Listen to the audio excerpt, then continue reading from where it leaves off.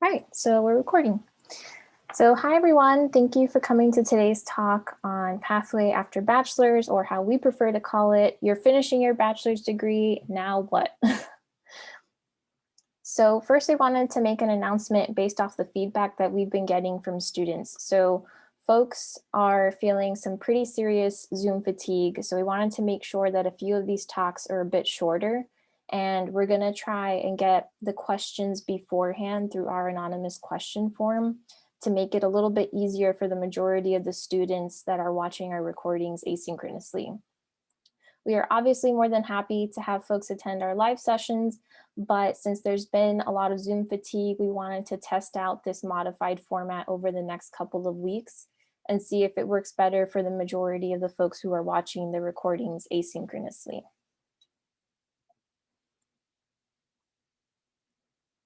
So first, we're gonna take a look at some statistics from the American Institute of Physics, or AIP for short.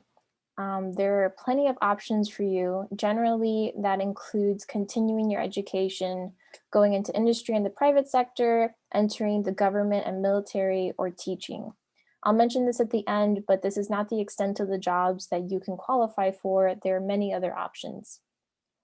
Then we'll go over some resources that can help you on job searching.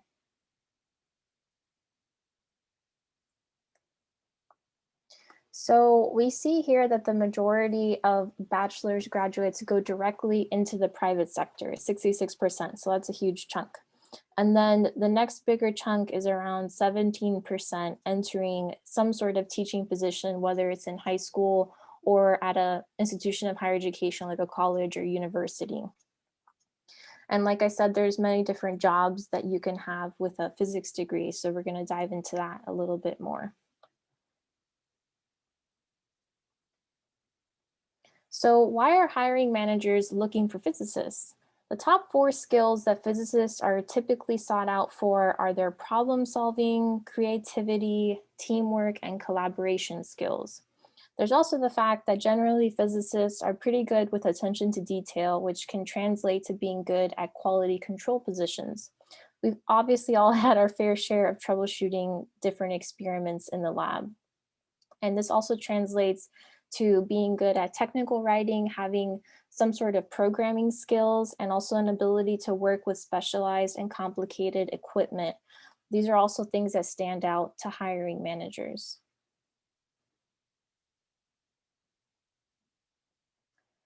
So if you look at the graph on the right, oftentimes salaries inform the types of positions that graduates pursue for a variety of reasons. The private sector is among the higher paying starting salaries for students with a bachelor degree. And you can see those are like the first two, private sector STEM and then private sector non-STEM.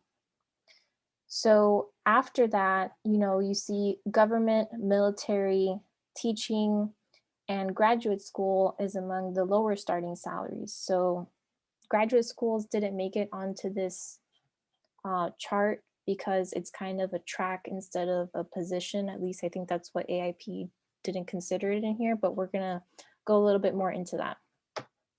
So these are some starting salaries that you can keep in mind when trying to make your decision.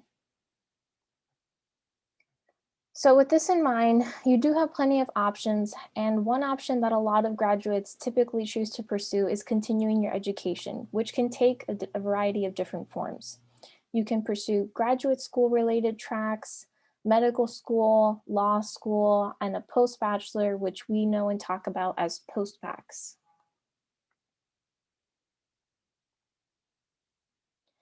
So I'll go over some of the general information, but I'd also like to encourage you to go to our YouTube page and see our 2 grad student panels for more specific information and grad student experiences.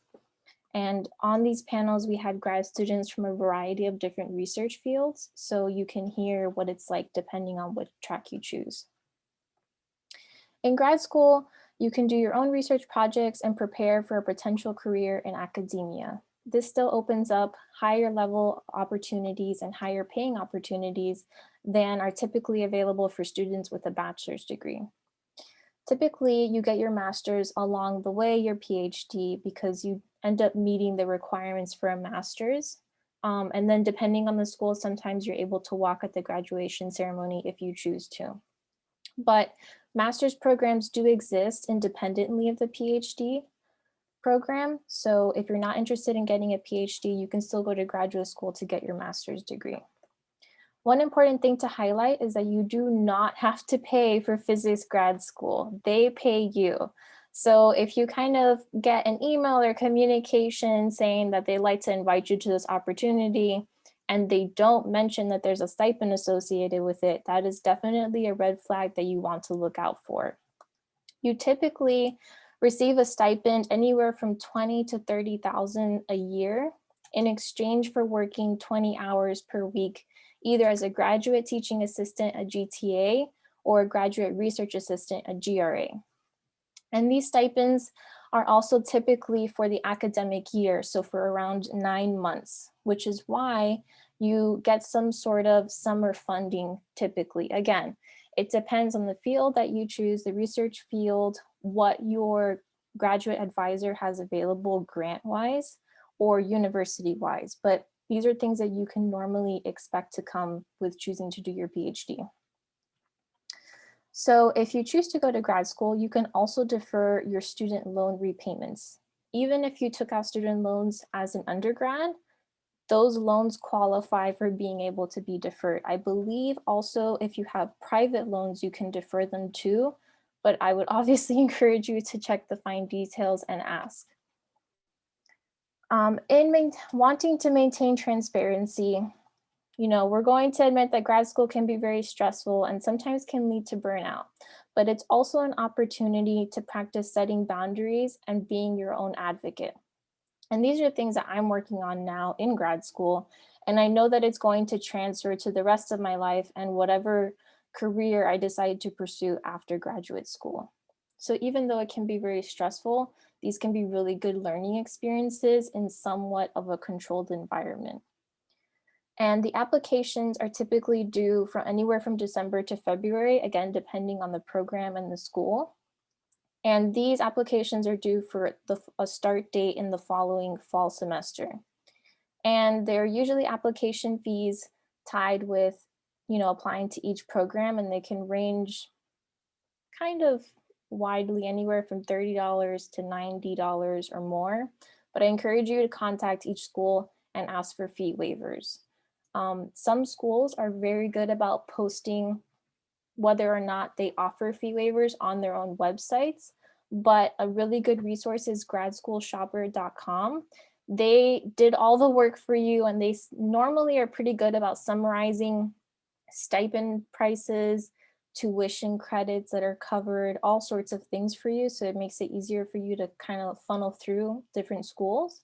But if it's not available there and you're unsure, you can always email the school directly and ask. And the general GRE and physics GRE test scores can be required depending on the school. A lot of schools, because of the pandemic and also just because of the times, are doing their best to try and not require them and just say it's recommended or just not ask for them at all. That's where we would like to see this going. But again, we talked about the GRE in our grad student panels, so I would refer you to that for more information. So APS offers a bridge program at different universities, and they usually last around 1 to 2 years, and they help you prepare for grad school by letting you take some sort of remedial coursework and introduce you to research. Bridge programs also typically have a mentoring component. So you would have like a faculty mentor, maybe even a grad student mentor, depending on where you are. This is a really good option if you like the idea of grad school, but you're hesitant to jump straight into it. It's perfectly fine. That's why bridge programs exist. They're also targeted to specifically help underrepresented minority students transition to grad school. And there's no application fee for the bridge program. It's absolutely free. And I think the deadline is later than graduate schools. I'm not sure. I would make sure to click the link and check, but that's something that is typically done for bridge programs. So for postbacks, you kind of might think of a postbac and associate it with a gap year. And while that can be okay, we did want to point out that the appointments aren't always 1 year long. They can be shorter from 6 months and they can last all the way up to 2 years. So that is something that you want to consider and just keep in mind. But with these different positions and appointments, they allow you to do research after your bachelor's degree. These positions are typically available at national labs or universities with large research groups. And many of these students do end up going on to grad school. That doesn't mean that you have to, but you have the option to. It can be a very useful gap to keep your skills up and build them more, especially if you want to build your research skills even more. And you can also spend a year to see if you're interested in continuing in academia, because you still will be exposed to kind of that academia environment. And it's an alternative to the bridge program if you already have some research experience that you just want to build on. So with med school, physics majors they tend to score highly on the MCAT, which is kind of the equivalent of the GRE. It's the standardized test that you need to pass in order to be eligible to go to medical school. You do need to complete some additional coursework.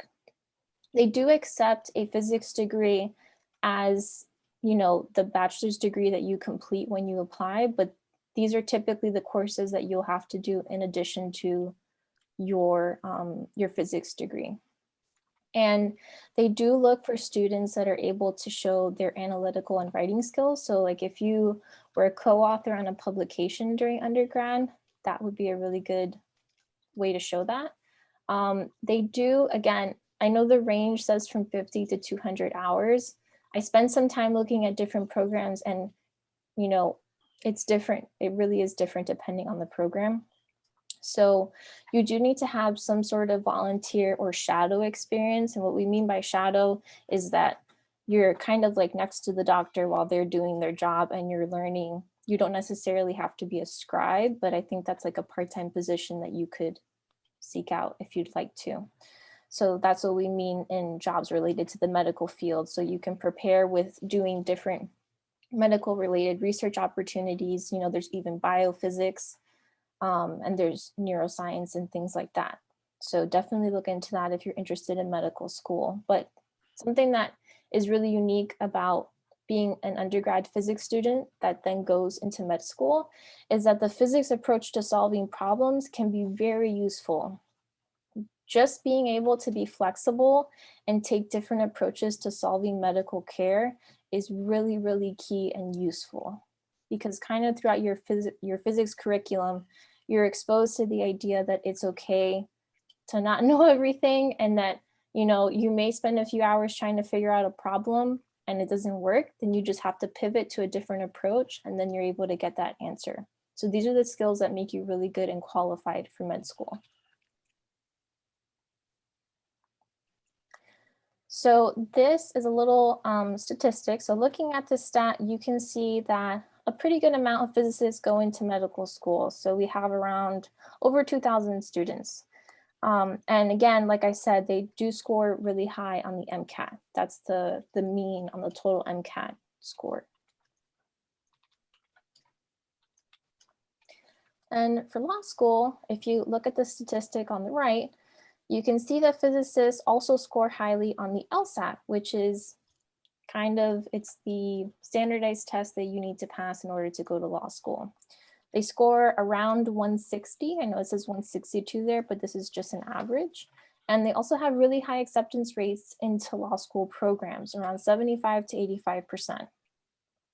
So some physicists that go to law school find that going into patent law is a better track for them. Again, it depends on you and your preferences, but we do have a lot of physicists that go to law school.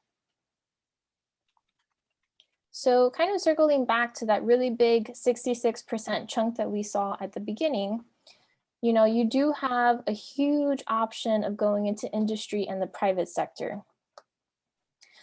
Many of our alumni have gotten hired into data science, government contractor positions, and even software engineering positions, just to name a few fields. There have been more than that. And we also had a panel discussion on pathways after academia where we invited different Mason alumni that are holding different positions in industry and the private sector to talk about their experiences.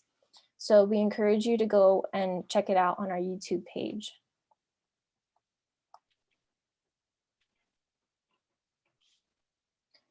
So in data science, you typically analyze data, develop and test models, and are expected to disseminate your results effectively. Again, this kind of circles back to technical writing and communication skills.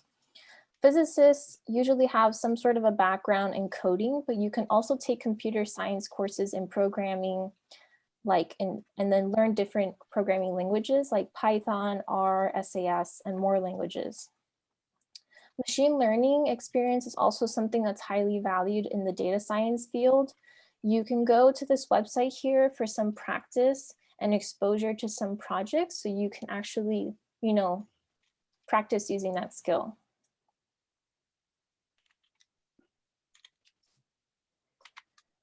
So for government contractors, these positions and employers can include Lockheed Martin, Northrop Grumman, Leidos, and more. You usually work to provide solutions to government concerns. This can typically include the DoD and work on various projects with different project leads. So circling back to one of our earlier slides, this really has a lot to do with teamwork and collaboration. You do need security clearance, while there might be some positions that you can do without it that's what we mean by civilian work. So there's typically a lot of flexibility that allows you to try new things and get new skills. And it's very interactive. And like I said, it has a heavy teamwork component.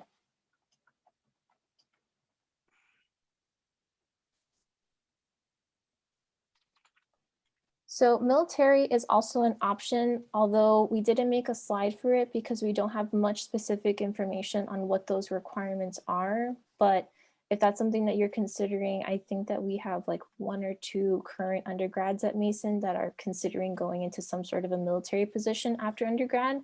So we can always try to connect you with folks who have gone into that field. But as far as government positions can be very tricky to get, even just with the application portal and timing. So sometimes not having security clearance can be a barrier to entering the government.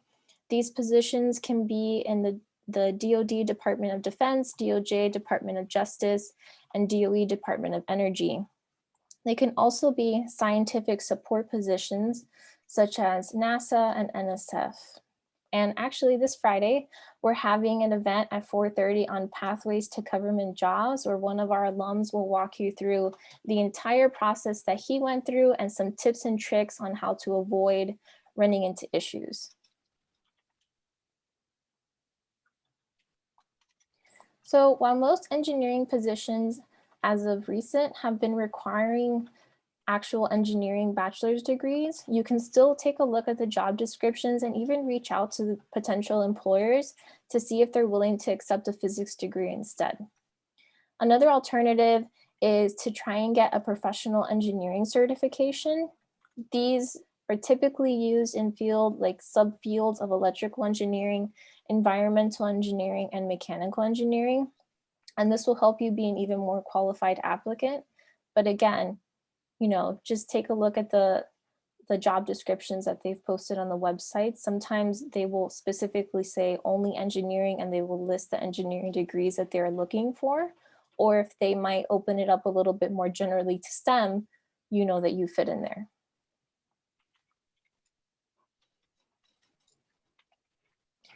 So at Mason, we have an LA program that lets you get teaching experience as an undergrad.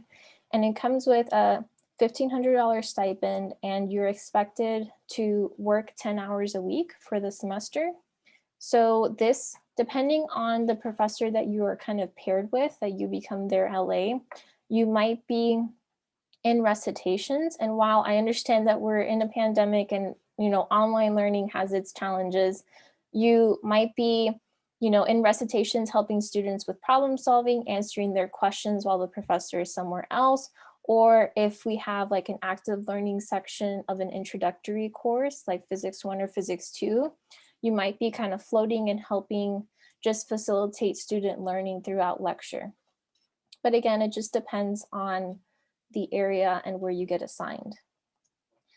So also with teaching, some student loan programs do offer loan forgiveness for teachers in low income areas. So that's something that you definitely want to take a look into. And I know that I think these emails have been circulated to all of the current undergrad listservs, but the Southern Teacher Agency allows you to teach without having to get a teaching certification. So if you're interested in teaching at a private school, I believe they typically work with private high schools. We do have a Mason representative, Maggie Goodman, that can help you with that. So we also have her email. If you're interested in that, you can reach out to us and we will connect you with her.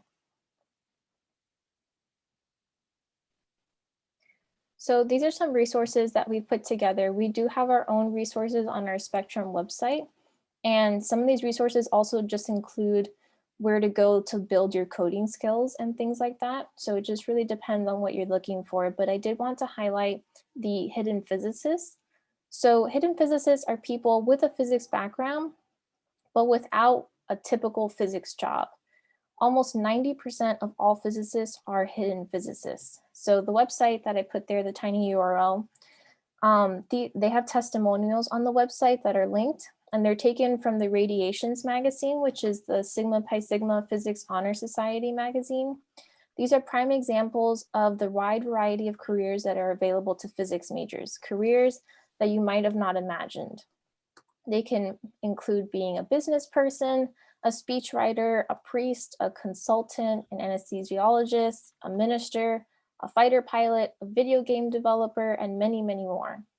And SPS is also making sure to make additions to their spotlight on hidden physicists on a regular basis. So, if you want to hear some pretty cool stories, I would definitely encourage you to check that out. And then I believe that is all that we have for today. I can go and check the anonymous report question form. Oh, I just saw Igor's comment. Civilian work at those places also require clearance, essentially always, no exceptions. Yes, that's what I've been hearing too. So it could have been my mistake. Yeah, usually you do have to have some sort of security clearance. And I know that our alum on Friday is going to be talking about security clearance a little bit, also the application process. So I will stop sharing my screen. And I think that we're just going to have a short lunch talk today. Like I said at the beginning, we're going to be trying out a new format, and we will be checking our anonymous question form regularly, and we're going to send that out as well beforehand so that we can get questions from our asynchronous viewers. So I will stop the recording.